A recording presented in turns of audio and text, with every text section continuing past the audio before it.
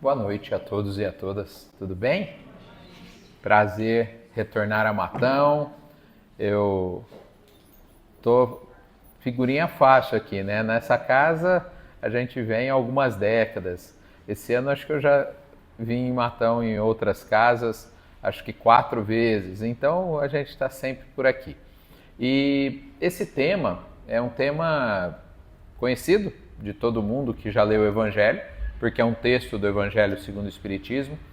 Texto de 1 página e meia, nem é tão extenso, mas tem tanto conteúdo que nós já fizemos até uma conresp de 3 dias com base nesse texto, não é? É um texto muito profundo que nos leva a reflexões bastante importantes sobre como nós estamos lidando com a nossa oportunidade da existência. Algumas questões que nós vamos abordar nos animam, porque a gente pensa assim, puxa, acho que eu estou a caminho de ser um homem de bem. Outras questões nos preocupam, fala, acho que eu estou distante neste item de alcançar isso. Claro que a palavra homem aqui é entendido como ser humano, não é? Não homem ou mulher, mas como um ser humano de bem. Então vejamos, a primeira é um pouco assustadora. O homem de bem pratica a lei de justiça, amor e caridade. No mundo de expiações e provas, quem pode garantir, né, que pratica totalmente a lei de justiça, amor e caridade? Nós temos dificuldade, né? Amar indistintamente a todos. Sabemos que temos alguns missionários, né, algumas pessoas, alguns espíritos que encarnam e que conseguem isso. Mas a média do planeta é muito difícil que a gente consiga praticar em toda a sua extensão a lei de justiça, amor e caridade. Mas calma, como eu falei, alguns itens são muito extensos, como esse. Mas o segundo já é bem tranquilo, quer ver? O homem de bem interroga a consciência para saber se fez todo o bem que podia. Ora, se nós não fazemos isso ainda, porque pode ser que muitos já façam isso, seguindo até a orientação de Santo Agostinho, num outro texto do Evangelho, ele diz que antes de dormirmos, a gente tem que passar em revista o dia e pensar assim, aquela situação, será que eu agi da melhor maneira? Eu fiz todo o bem que podia? Ele falou, não deixa para depois não, todos os dias passe em revista aquelas atitudes, aquelas oportunidades. Se nós não fazemos isso ainda, podemos começar hoje. Não é tão difícil assim interrogar a nossa consciência. Fazendo uma analogia, quando nós vemos em reportagens de TV, ou alguns veem na família, aqueles casais muito longevos, né, fazendo 60, 70 anos de casado, e aí se pergunta para eles assim, qual o segredo desse casamento tão longevo, né, de vocês estarem juntos tanto tempo? E eles costumam responder algo parecido com isso. Falar, a gente procura não ter pendência, todo dia resolver a pendência ali para não deixar para o dia seguinte, né? Não dormir brigado, sempre procurar resolver no dia. É um pouco isso, interrogar a consciência, porque se eu percebo que eu prejudiquei um irmão naquele dia, imediatamente eu posso buscá-lo para resolver essa situação. Então, assim, vamos ficando com a contabilidade divina mais equilibrada. O homem de bem tem fé em Deus, na sua bondade, justiça e sabedoria. O som sumiu um pouquinho? Acho que sim. Mas vocês estão me ouvindo aí no fundo? Mesmo assim? Ok. Bom, tem fé em Deus na sua bondade, justiça e sabedoria. Como nós estamos numa casa espírita, é possível que todos nós, se fôssemos responder essa questão, a gente iria dizer algo assim, claro, eu tenho fé em Deus, na bondade, justiça e sabedoria. Óbvio, sou espírita. Pegar na mão? Vamos lá. Mas, som. Melhorou um pouquinho? Obrigado. Aí a gente fala, não, eu tenho. Então eu vou fazer um teste aqui para ver se nós temos mesmo. Nós temos fé na justiça de Deus? Se temos, significa que a gente nunca reclama? Porque se eu sei que Deus é justo, tudo que me acontece É porque eu preciso ou mereço? Mereço às vezes, mas preciso sempre.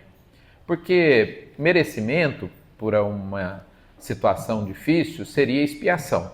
Não tem como escapar daquilo, é uma expiação. Mas, às vezes, e são raras as expiações ao longo de uma existência, mas todos os dias nós somos submetidos a dezenas de provas. As provas são constantes. Imagine da hora que acordamos até agora, quantas vezes nós precisamos pôr à prova a nossa inteligência, a nossa paciência, a nossa capacidade de relacionamento. Então, o tempo todo a gente está colocando à prova. E se nós acreditamos que tudo aquilo que nos acontece é porque eu preciso ou mereço, a gente nunca vai reclamar. Me parece, né, pelo que o Valentim falou, que em Matão é assim, né? Ninguém reclama. Ah, que bom. Então, posso passar para o próximo slide. O homem de bem tem fé no futuro, valorizando os bens espirituais mais do que os materiais. Ah, estamos numa casa espírita, claro, Edmir, a gente é assim.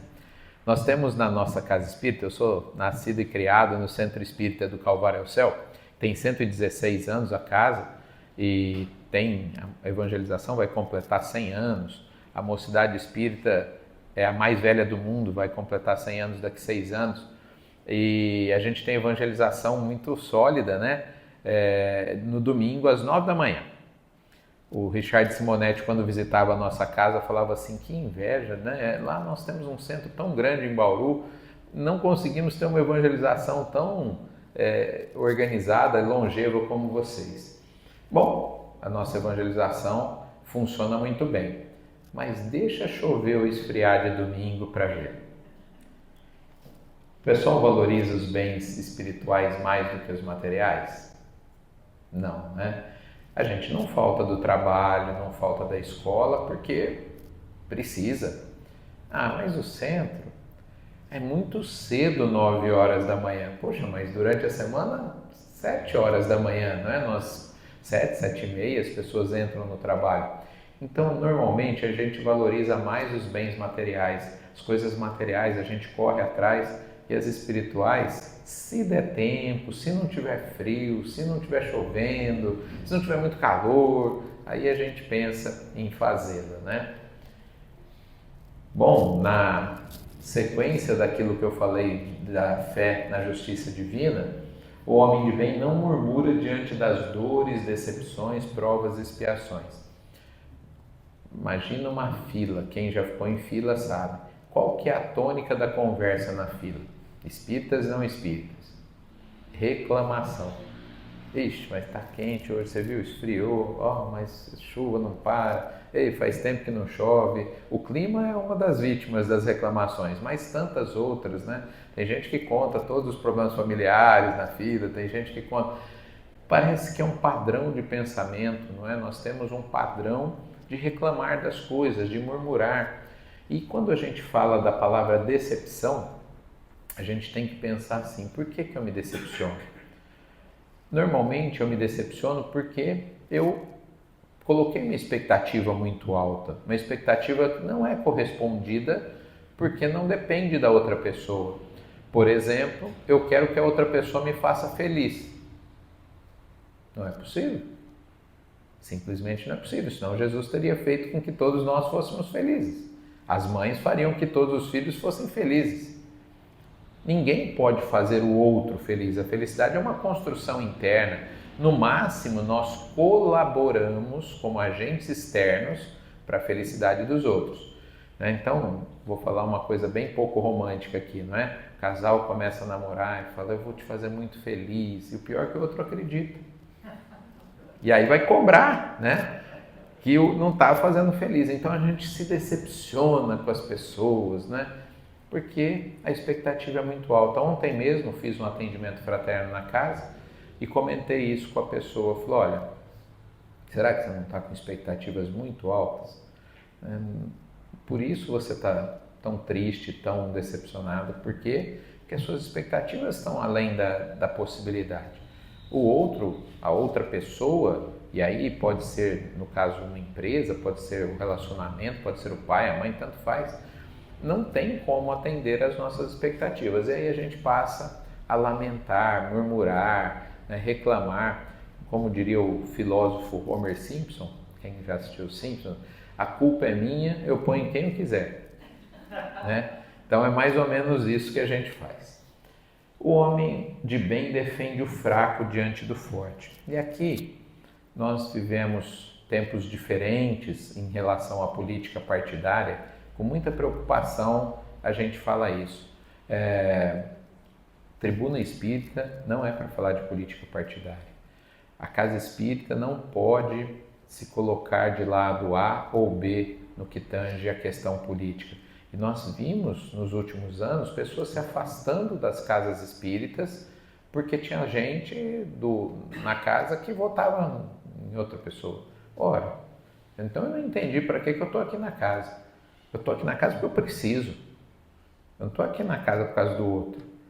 Eu estou na casa porque eu sou um espírito endividado e venho aqui beber dessa fonte que é a possibilidade de estudar, que é a possibilidade de trabalhar, que é a possibilidade de confraternizar. E a gente tem visto, né, a política partidária tomando vulto no meio espírita. Eu nem estou falando de redes sociais, mas pessoas que se afastam ali. Quer saber qual é a política espírita? Aqui tem uma frase política, mas não política partidária. Está lá no Evangelho, está no Livro dos Espíritos. Essa é uma posição política, não é? O homem de bem defende o fraco diante do forte. Fraco intelectualmente, fraco moralmente, fraco financeiramente. Se nós temos algum item em nós que se sobressai, o que diz o Livro dos Espíritos? Nós encarnamos com a obrigação de compartilhar esse item. Se eu tenho condições financeiras ou intelectuais ou emocionais para ajudar as pessoas, é isso que eu devo fazer. Um posicionamento político, suprapartidário. E é isso, a política do Cristo que nos interessa, que não está vinculada a nenhum tipo de coloração partidária. O homem de bem sacrifica seu interesse em nome da justiça e do bem coletivo. Quando nós estamos caminhando no sentido de nos tornarmos homem de bem, a gente já vai experienciando isso. Quantas vezes a gente abre mão das nossas vontades para, não, a família precisa, não, eu queria ficar aqui assistindo Netflix, mas a Casa Espírita precisa lá da minha atividade. Enfim, a gente abre mão das vontades individuais para atendermos o coletivo. Isso é uma coisa bem legal de percebermos que a gente já faz um pouco isso, porque a lei humana, ela está evoluindo nesse sentido também. A lei divina já é clara nesse sentido. O que diz lei de sociedade? Diz que no futuro as leis humanas vão ser iguais às leis divinas. Nós compreenderemos tão bem as leis divinas que vamos fazer leis humanas assim. E no direito hoje, pelo menos no Brasil assim, na maioria dos países também, o interesse coletivo está sempre à frente do interesse individual. Então, se a prefeitura quiser desapropriar um local, porque ali precisa passar uma rua, porque ali precisa, enfim, é do interesse coletivo, eu não posso dizer, se eu sou o dono do local, eu não posso dizer eu não quero vender. Eu posso, no máximo, discutir com o poder público ali, seja o federal, estadual, municipal, não importa. Eu posso discutir valores, esse tipo de coisa. Mas eu tenho que vender. Por quê? Porque o interesse coletivo tem que estar à frente do interesse individual. Se é bom para toda uma comunidade, eu tenho que abrir mão do meu interesse particular. Então, olha que legal, né? A gente caminhando no sentido de fazer com que as leis humanas se aproximem. Aqui eu queria, essa frase está lá no texto, eu queria só fazer uma consideração. E eu fico à vontade para fazer isso, porque eu faço muitas palestras, né? Mais de 3.000, mas eu falo nas palestras sempre o seguinte: palestra não resolve muito. A gente precisa sentar em círculo e fazer grupo de estudo. Porque isso que eu estou trazendo aqui, será que quando a gente lê o texto Homem de Bem, a gente alcança isso que a gente acabou de fazer aqui? Eu estou trazendo como se fosse um grupo de estudo. A gente não alcança essas coisas. Sozinho, lendo o Evangelho, a gente passa por cima como, sacrifica o seu interesse, tá? Mas o que é isso? O que é sacrificar o interesse? Será que eu entendo com profundidade isso? Então a discussão é muito importante. A gente passa 1 hora discutindo esse texto em grupo e extrai tanta coisa dele que, se eu fizer a leitura no Evangelho no lar, provavelmente vai ficar por isso mesmo. Se eu ler à noite antes de dormir, vai ficar por isso mesmo. O homem de bem, né, tem como seu primeiro impulso pensar nos outros. Levanta a mão aqui quem é pai, mãe, avô, avó. Maioria, ok. Se a gente estiver cuidando de uma criança, filhos, netos, e alguém atirar um objeto na direção dessa criança, o que a gente faz? Se joga na frente. Não faz isso? Pais e mães, avós e avós aqui. Mas e se me machucar? A gente nem pensa. A gente coloca o interesse dos outros na frente dos nossos interesses. Você fala, que legal, Edmir, então eu sou um homem de bem, né? Pois é, a gente já consegue fazer algumas coisas, só que normalmente é só pelos filhos e netos e só em situações especiais. Já pensou quando nós agirmos assim em todas as situações e entendermos que toda a humanidade são nossos irmãos? Exatamente isso que a gente consegue se ver fazendo por um filho, por exemplo, se a gente fizer por todos, todos, não é todos menos aquele, todos. Nesse momento, então, a gente já tem lampejos, né, de homem de bem. E como a natureza não dá salto, nós não vamos dormir sem conquistar nenhuma dessas virtudes e acordar com todas elas. Então, a maternidade, né, a paternidade, são oportunidades de treinarmos isso, de colocarmos os interesses do outro à frente dos nossos. Mas, por enquanto, ainda é só um grupinho, né, familiar pequeno, em situações específicas. Legal que a gente já está treinando para um dia entender que todos merecem o mesmo tratamento. Tem até uma história que, desde a infância, eu ouço, que uma mãe achou o carro atropelou uma criança, um Fusca, e ela saiu achando que era o filho dela, e ela, franzina, não muito forte, levantou o carro, levantou sozinha, porque a gente ganha força, velocidade quando, né, está em situações de estresse, pensando que era o filho, e que depois ela viu e falou, graças a Deus não é meu filho. Né? Ou seja, a gente não entendeu ainda que todos merecem o mesmo tratamento. A gente ainda é muito egoísta. O homem de bem encontra satisfação nos benefícios que distribui, nos serviços que presta e nas lágrimas que seca. Quando o Chico estava encarnado, ele desencarnou em 2002, eu fui bastante lá em Uberaba, meio da década de 80, década de 90. E as pessoas perguntavam assim, o Chico não se diverte? Você vai lá, ele nunca diverte, está sempre trabalhando, nunca se diverte. Ele estava sempre feliz, ele se divertia com isso aqui, ó. Encontra satisfação nos benefícios que distribui. Nossa, ele ficava numa felicidade quando ele ajudava alguém, seja materialmente, seja... Mas a gente também fica, já a gente chega na gente. Deixa eu concluir com o Chico aqui. Nos serviços que presta, né? Quando a gente presta serviço voluntariamente para ajudar alguém, nas lágrimas que seca. Imagina uma carta que ele recebia para uma mãe que tinha perdido o filho. Então ele estava secando lágrimas ali e ele ficava numa felicidade enorme. A gente também consegue isso, só que não é tantas vezes quanto o Chico, né? Era várias vezes por dia, sempre. A gente, um dia, os dirigentes da casa falam assim, nós precisamos reformar a casa, fazer alguma situação, precisamos fazer uma promoção financeira. Qual que é a promoção que costuma fazer aqui? Vende pizza, vende o quê? Pizza. Tá. Então, tem que chegar às 7 da manhã, montar a pizza, e antes tem que tirar as cadeiras, tem que limpar, tem que isso, tem que aquilo. E a gente começa e vai, dependendo da quantidade de voluntários, até meio da tarde, fim da tarde, dependendo quantas pizzas, quantos voluntários. Aí a gente fica cansado, obviamente. Mas nós vamos para casa e numa satisfação enorme. Não é assim? Já viveram isso? Você fala, nossa, hoje foi um dia tão bom, apesar do cansaço, a gente se sente leve. Né? Por quê? Porque nós encontramos satisfação também nisso. Mas aí a gente vai fazer isso a próxima vez daqui 6 meses. Né? A gente faz muito esporadicamente. Se nós entendêssemos que isso é extremamente prazeroso, nós faríamos mais vezes. É isso que os homens de bem compreendem.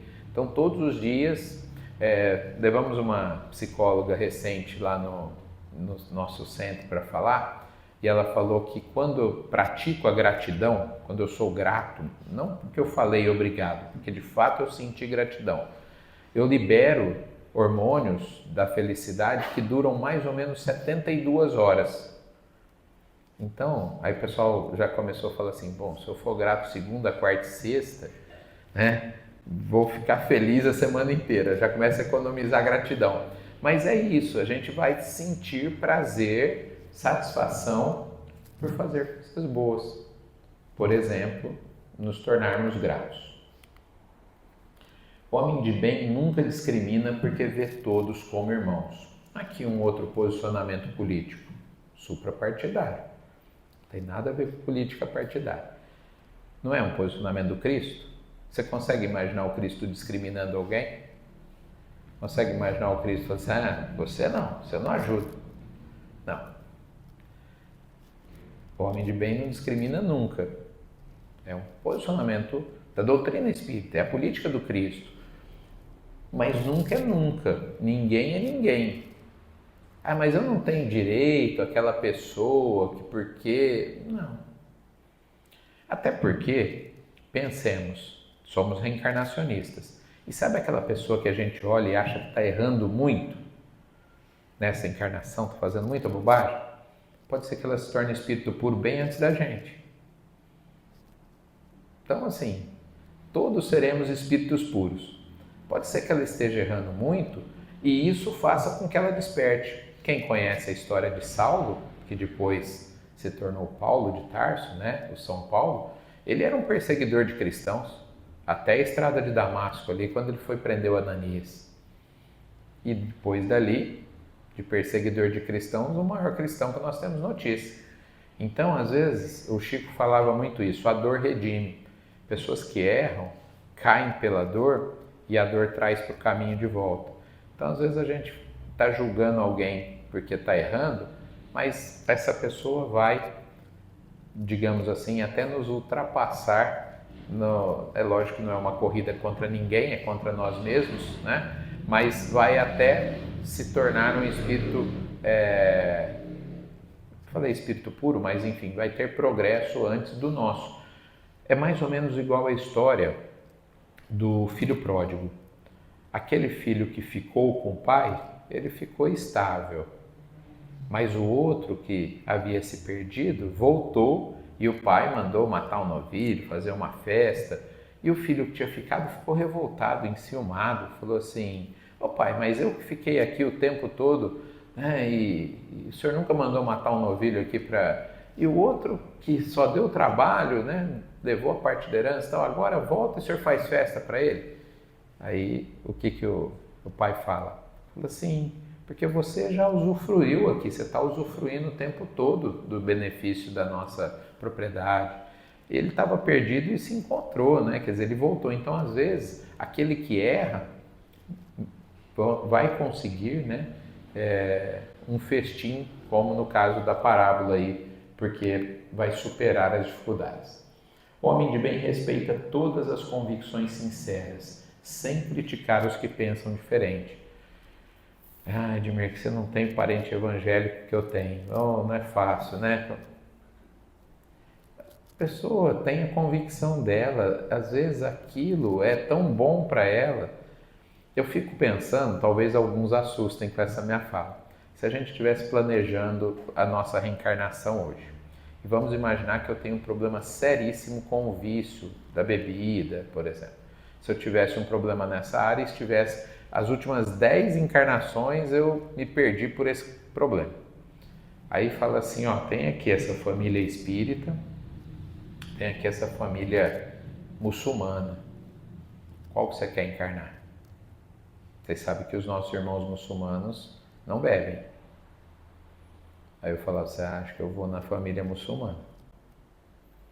Vai ser freio para mim. Percebe? Cada um de nós precisamos de uma coisa diferente. Ah, meu irmão, não vai querer ser espírita? Pensa que o espiritismo está lá no Obras Póstumas. O espiritismo nunca vai ser uma religião de massas, Kardec fala, porque é uma religião, é uma doutrina, né, filosófica, com comprovações científicas, consequências morais e religiosas, que não tem nenhuma proibição. As pessoas chegam na casa e falam, o que é proibido aqui? A gente fala, nada. Não é possível, tem que ter, porque nas outras religiões tem um monte, né, proibitório index lá, o livro das coisas proibidas. Não, aqui a gente fala de causa e efeito. Proibido não é, mas tudo que a gente fizer vai ter efeito. Então, se eu fizer algo que prejudique alguém, eu vou arcar com isso. Se eu fizer algo bom, também vou arcar com essas coisas boas. Então, não vamos criticar, às vezes a pessoa precisa disso. E encerra essa parte contando uma história. Tinha um companheiro lá na nossa casa, o Alceu, já desencarnado, e um dia a conversa estava, os mais velhos vão lembrar que domingo na TV era o programa Silvio Santos o dia inteiro, lá na década de 70, 80, só tinha programa Silvio Santos. E as pessoas estavam criticando, que absurdo, né? Só passa isso, tem nada de bom nesse programa, tal, estava criticando. E o Alceu não era fã do Silvio Santos, não é que ele estava defendendo o Silvio Santos, mas ele falou assim, vocês já pensaram se essas pessoas que estão assistindo o programa não tivesse o programa, elas iriam fazer o quê? A gente parou assim para refletir, ele falou, cada um no grau de maturidade que tem, melhor estar assistindo o programa lá às vezes do que fazendo outras coisas. Por que eu vou criticar a pessoa que está ali fazendo isso? O Emmanuel chegou a falar para o Chico, né? Uma pessoa falou para o Chico que a pessoa está errando isso, aquilo. Aí o Emmanuel falou, fala para ela que essa pessoa se matou nas últimas X encarnações, lá, várias. Agora ela está bem. A pessoa, você está vendo agora, mas você não sabe, às vezes, o histórico dessa pessoa. Então não vamos criticar, né? O homem de bem não tem ódio, nem rancor, nem desejo de vingança. Não, estamos numa casa espírita, isso pode pular essa página, certeza que ninguém tem. Bom, que bom, mas eu vou dar uma pista aqui que às vezes a gente descobre que tem. Prende alguém por um crime comum, crime do colarinho branco, não importa. E aí a gente está vendo lá na televisão, tem gente que faz assim, bem feito. Tem que pagar mesmo. Deus é justo. Edmir, mas está errado pensar assim? Claro que está.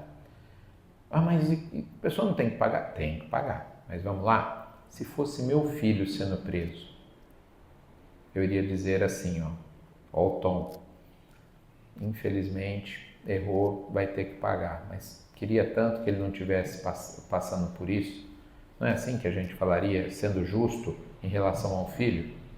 Por que para o outro a gente torce, sente até uma sensação de felicidade, né, da pessoa estar pagando ali? Não faz sentido. É vingança. As pessoas confundem muito justiça com vingança, né? Deus é justo, como se Deus fosse vingativo. Só no Velho Testamento ele era vingativo, porque Jesus desconstruiu isso. Deus é amor. O Deus vingativo era o Deus de Moisés. O Deus de Jesus não é vingativo. Então, existem muitas religiões ainda apegadas ao Velho Testamento que pensam Deus dessa forma, entendem Deus dessa forma, não nós espíritas. Nós entendemos Deus como sendo amor e eu devo, se quiser seguir as leis de Deus, torcer para que as pessoas fiquem bem. Mas claro, eu entendo lei de sociedade novamente. Poxa, quem errou tem que pagar, tudo bem, mas eu não fico feliz com isso. Ficar feliz é que é o problema, não é? Essa que é a questão. O homem de bem é indulgente com as fraquezas alheias, porque sabe que ele mesmo precisa de indulgência. Quem tem família sabe, né? Na família um cozinha melhor, o outro dirige melhor, o outro entende mais de informática, o outro... E o pessoal tem mania de criticar aquilo que o outro não faz bem, né? Os mais novos em relação às dificuldades dos mais velhos com informática, por exemplo, né? Os mais velhos falam assim, ô filho, neto, me ajuda aqui, né? Que, vô, já te expliquei um monte de vezes, não aprende, né? Mas tá bom, só que o vô sabe algumas coisas que ele não sabe. Levei meus alunos, eu sou professor de história, e levo com alguma frequência em museus. E chegamos no museu em Ribeirão e tinha um telefone daqueles, mais ou menos parece uma caixa de som assim, que tinha sabe o fonezinho pendurado? Vocês já devem ter visto pelo menos em novela. E o rapaz do museu falou assim, ó, tá funcionando, se vocês quiserem pode ligar. E ele falou de propósito, posso ligar para... Pode ligar. Aí eles pegavam o fone. Ô, professor, mas como é que liga aqui? Eu falei, então, os mais velhos têm dificuldade com o digital, vocês têm dificuldade com o analógico, né? Dá uma máquina de escrever, né, para uma pessoa mais nova, ela vai... Depois ela fala assim, onde é que é o botão para imprimir? Né? Não pôs papel. Então, assim...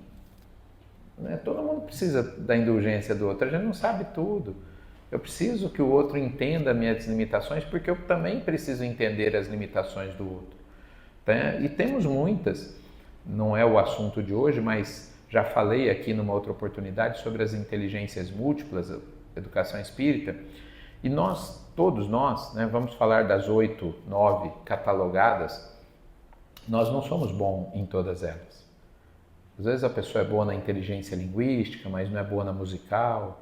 O outro que é muito bom na sinestésica corporal não é bom na espacial. O outro que é bom na interpessoal não é bom na pictórica. Enfim, são inteligências e pessoas se destacam em uma e às vezes têm muita dificuldade nas outras. Então sejamos indulgentes com a dificuldade que o outro tem.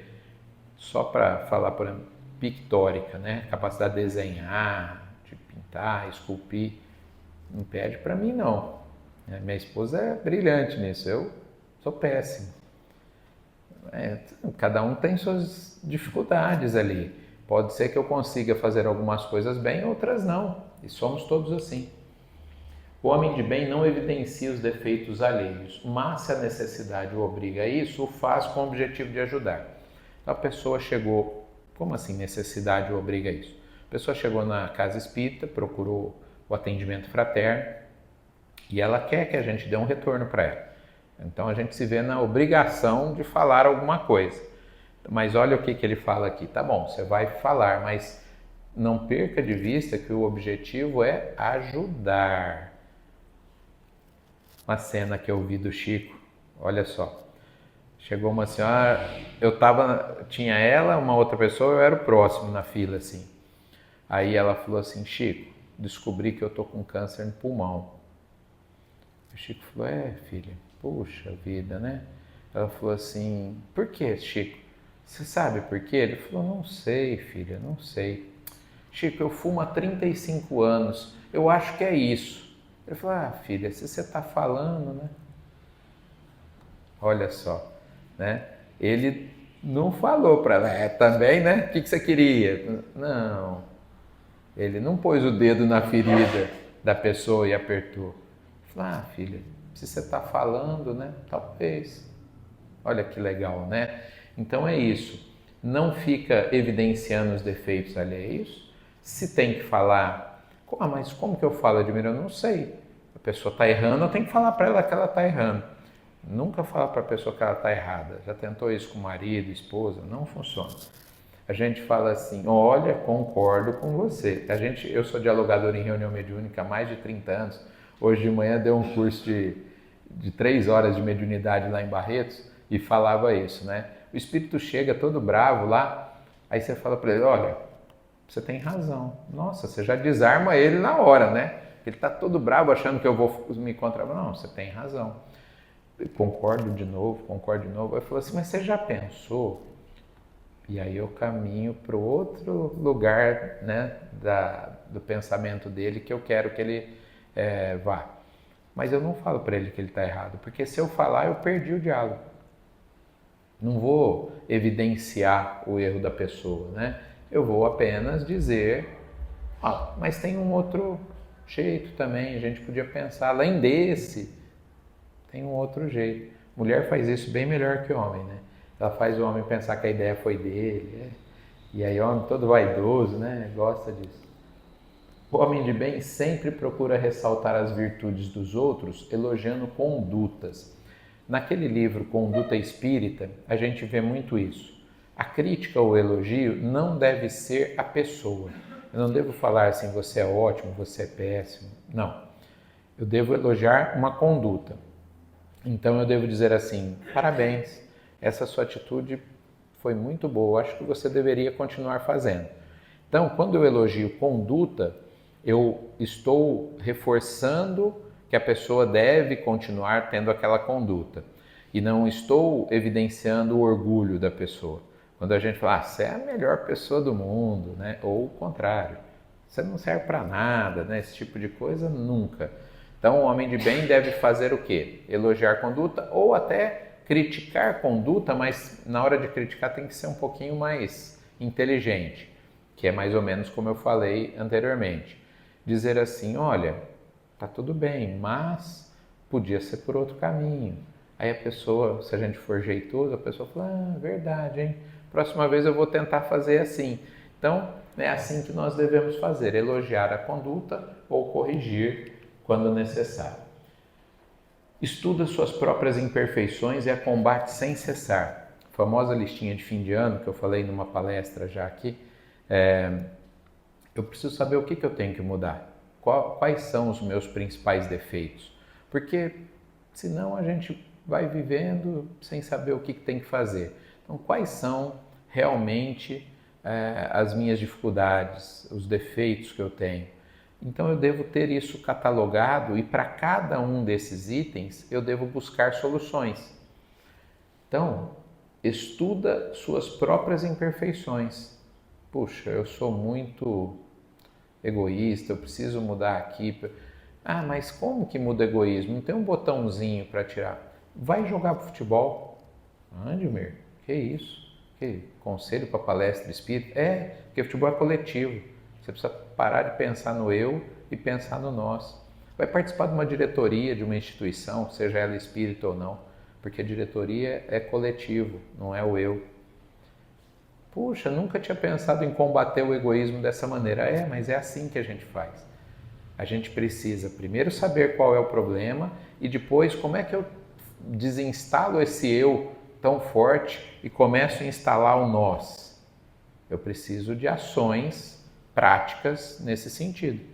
Senão, eu vou continuar errando e não vou sequer ter consciência disso, ou no máximo tenho consciência e paro ali, né?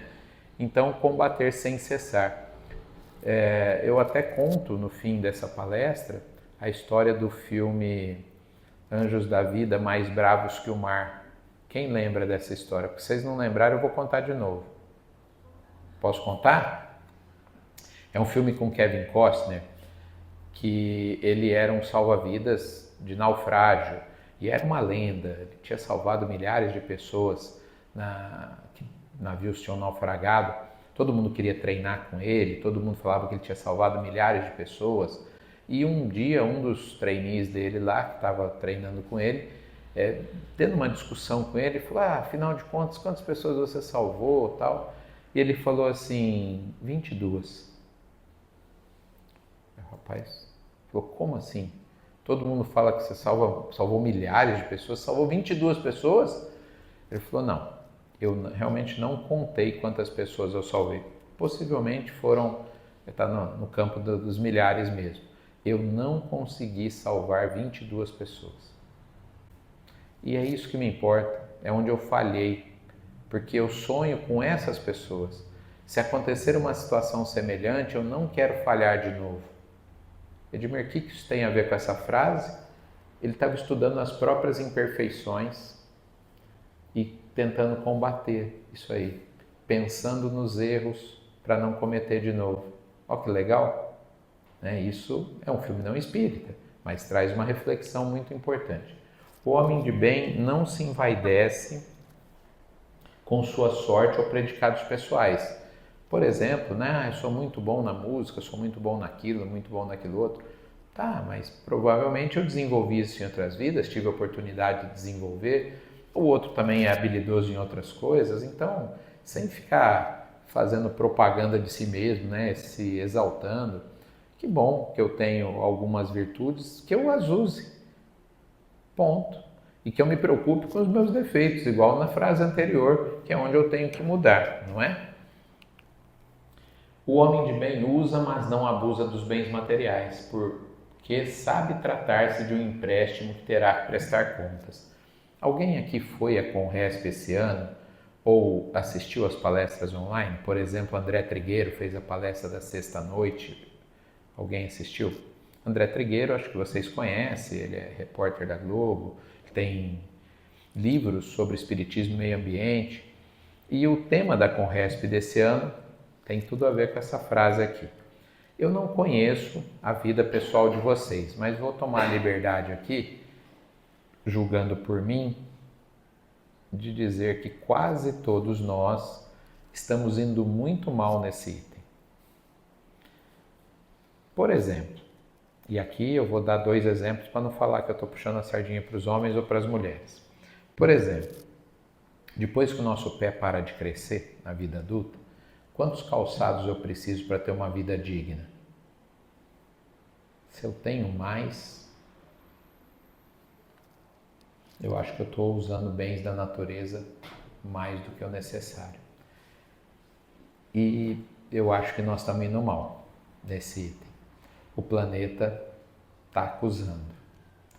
Nós vivemos... Quem aqui já comprou alguma coisa e não usou, quase não usou? Nós fazemos isso. Se você estiver bravo comigo, chega na sua casa, pega o livro dos Espíritos e lê necessário e supérfluo. A gente fica sem graça, porque nós temos muito supérfluo. Estou falando numa casa espírita, onde a maior parte das pessoas são de classe média, enfim, né? Óbvio, tem pessoas que não têm o necessário para a sobrevivência, mas estou falando para um público específico aqui. A gente tem mais do que o necessário. E, né, como diria a Legião Urbana, quem me dera alguém, ao menos uma vez, provar que quem tem mais do que precisa ter quase sempre se convence que não tem o bastante. Não é isso? A gente acha que precisa mais, precisa mais, precisa mais, nunca chega, a gente precisa mais. Aí a gente fala assim, fala aí 3 pessoas que você admira, 5 pessoas que você admira. Jesus, Madre Teresa de Calcutá, Chico Xavier, Francisco de Assis. Ah, legal, você admira? Admiro. Como é que eles viviam em relação aos bens materiais? Vixe. Sabe aquelas pessoas que a gente tem como referência? Pensa nelas em relação a isso. Nós estamos no caminho certo? Esse item a gente está patinando. O homem de bem trata com benevolência e carinhos que dependem dele, porque sabe que são seus iguais perante Deus. Seja filhos, seja os pais quando envelhecem, seja os funcionários, não importa. As pessoas que dependem dele momentaneamente, ele sabe que são seus iguais, então ele trata como iguais, com benevolência, com carinho, né? Porque assim deve ser. E aqui é o invertido. Quando ele está na condição de subordinado, que precisa, né, ser cuidado e por alguém, procura cumprir seu dever, mas olha esse finzinho aqui, ó, sem violentar sua consciência. Ah, eu fiz isso porque me mandaram. Calma aí. Até um determinado ponto, ok, todo mundo que trabalhou em empresa, sabe que algumas coisas que a empresa manda fazer, a gente não acha que é o melhor. Fala, não, tá errado isso daí. Ok, até aí tudo bem. Mas e se a empresa mandar a gente fazer algo desonesto? Ok, eu não concordar com tudo que a empresa, o patrão fala ali. Mas se for desonesto, vai violentar minha consciência, não vai? Ai, Edmir, mas eu preciso do emprego. Quero nem saber, vou fazer. Sabe como é que chama isso? Uma prova que eu reprovei. Eu tive uma prova e eu não fui bem. Não é? Somos testados. Somos testados. E aí a gente opta muitas vezes pela porta larga, que depois vai afunilar.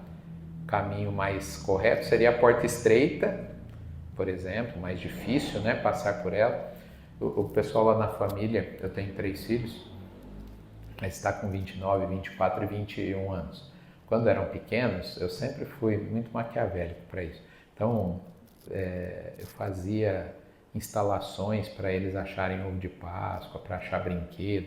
Uma vez eu mandei construir uma porta estreita e, enfim, eu fazia coisas mirabolantes assim, só para eles curtirem ali, com a ajuda de esposa, cunhada e tudo mais. A mente maquiavélica, diabólica era minha.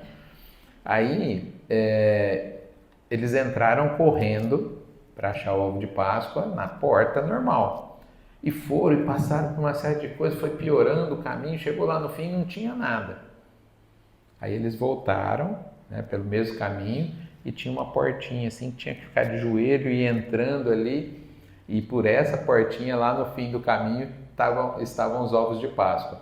Então assim, a gente pode ensinar as crianças, né, de forma, no caso, sem falar do Evangelho, mas mostrando, ó, às vezes o começo é mais difícil, mas no fim está o benefício. E às vezes o começo é muito fácil, mas no fim a gente não vai encontrar coisa boa.